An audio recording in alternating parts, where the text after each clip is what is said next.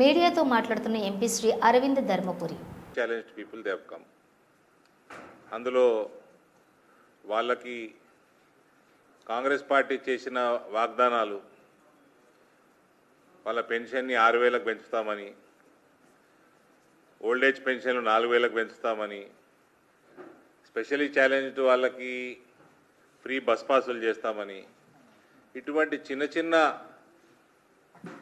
ప్రామిసులు కూడా that especially ఛాలెంజ్డ్కి చేసిన ప్రామిసులు కూడా ఇంప్లిమెంట్ చేయని దౌర్భాగ్యపు ప్రభుత్వం ఈ కాంగ్రెస్ ప్రభుత్వం. కనికరం లేని ప్రభుత్వం కాంగ్రెస్ ప్రభుత్వం. మహిళలకు కూడా 4,000 పెన్షన్ చేస్తున్నారు, చేయలేదు. ఇటువంటి ఇక్కడ తెలంగాణలో బీజేపీ భరోసా పేరు మీద ఈ కార్యక్రమం చేపడతా ఉన్నాము.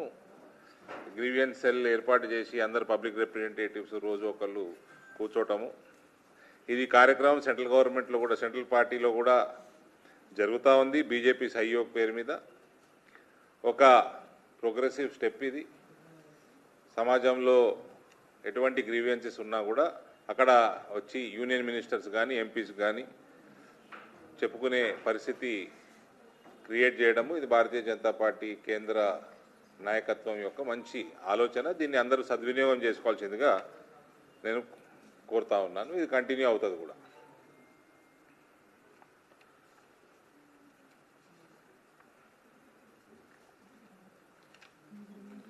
ఇటువంటి చిన్న చిన్న అంశాల మీదనే వీళ్ళకి డెసిషన్లు లేవు.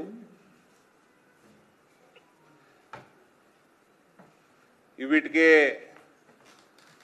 పైసలు లేవంటున్నాడు రేవంత్. ఇవాళ ఏ గ్రామానికి వెళ్ళినా, ఏ పట్టణానికి వెళ్ళినా కాంగ్రెస్ పార్టీ యొక్క ఇమేజు భూస్థాపితం అయిపోయింది. ఇప్పుడున్న ప్రభుత్వము దేనికి వనికిరాని పనికి మాలిన ప్రభుత్వం అన్నది ప్రజల నిర్ణయానికి కూడా వచ్చేసింది. ఇవన్నీ కూడా కప్పిపుచ్చుకోవడానికి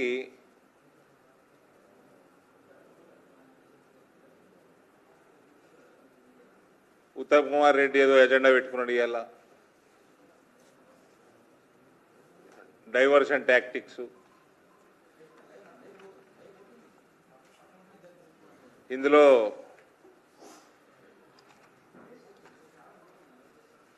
పార్టీ నిర్ణయం మేరకు 4 గంటలకి ఏం చేయాలో 4 o'clock ఉంది అయినా మీటింగు.